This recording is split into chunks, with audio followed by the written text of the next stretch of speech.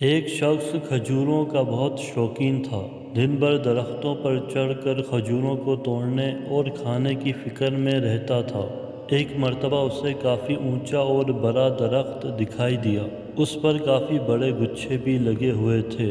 اندھے کو کیا چاہیے، دو آنکھیں۔ اسے من کی مراد مل گئی۔ آؤ دیکھا نہ تاؤ، گلیری کی طرح درخت کی چوٹی پر چڑھ گیا۔ جی بھر کے کھجوریں کھائیں اور پھر گھر کے لیے جمع کرنے لگا۔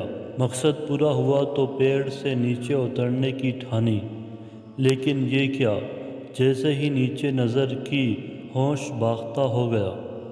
پیشانی پر پسینے کی بوندیں نظر آنے لگیں، ہاتھ پیر تھر تھرانے لگے۔ اس نے تصور بھی نہیں کیا تھا کہ وہ اتنے اونچے پیڑ پر چڑھ چکا ہے۔ اب کیا کرے، وہ آج سے پہلے کبھی اتنے اونچے پیڑ پر نہیں چڑھا تھا۔ یا خدا میری حفاظت کر، مجھے خیریت سے نیچے اتار دے۔ اگر ہاتھ چھوٹ گیا، میں نیچے گر پڑا تو آج دن میری زندگی کا آخری دن ثابت ہوگا۔ یا اللہ ایسا مت ہونے دینا، مجھے بچا لینا۔ میں خیریت سے نیچے پہنچ گیا تو پورے 5 روپے کی نیاز پیش کروں گا، یہ میرا وعدہ ہے۔ اس وعدے نے اس میں ہمت پیدا کی۔ وہ دھیرے دھیرے نیچے اترنے کی کوشش کرنے لگا۔ آدھی دوری پار کی تو ہوش قابو میں آئے۔ دل کی دھڑکن میں افاقہ ہوا، پیشانی کا پسینہ خشک ہونے لگا۔ اب اس نے پھر زمین میں نظر ڈالی جو کافی نزدیک آ گئی تھی۔ اس نے اپنے دل میں سوچا، میں ایسے ہی مرا جا رہا تھا، یہ کوئی اتنے زیادہ خطرے کی بات تو نہیں تھی کہ 2 روپے کی کھجوریں کھا کر 5 روپے کی نیاز کا وعدہ کر لیا جاتا۔ خیر پھر بھی نفع نقصان برابر والی بات پر عمل کر لیتے ہیں، 2 روپے ٹھیک رہیں گے۔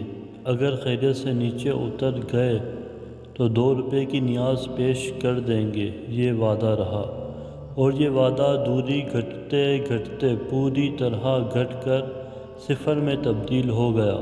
زمین پر پیر رکھتے ہی اس نے پیڑ کی طرف دیکھا اور ہنسنے لگا۔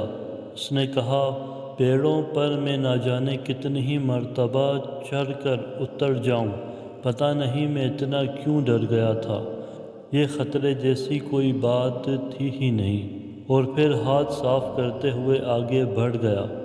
نیاز سے بے نیاز تو وہ ہو ہی چکا تھا۔ ہم میں سے اکثر لوگوں کا یہی حال ہے، جب کوئی مصیبت پڑتی ہے تو بہت عاجزی انکساری سے اللہ کو پکارنے لگ جاتے ہیں، اور جب مصیبت ختم ہو جاتی ہے تو پھر اللہ کو بلا دیتے ہیں۔ جس اللہ کو مصیبت میں یاد کرتے ہیں، اگر خوشی میں بھی اسے یاد کر لیا جائے تو کیا ہی اچھا ہو۔